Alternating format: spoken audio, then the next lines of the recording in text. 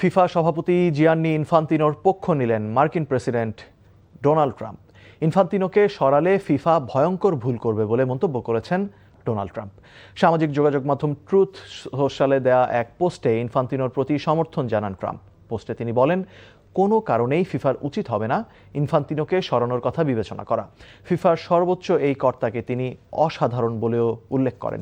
এদিকে ইনফান্তিনোকে ঘিরে ফিফার অভ্যন্তরীণ সংকট সোমবার নতুন মাত্রা পেয়েছে।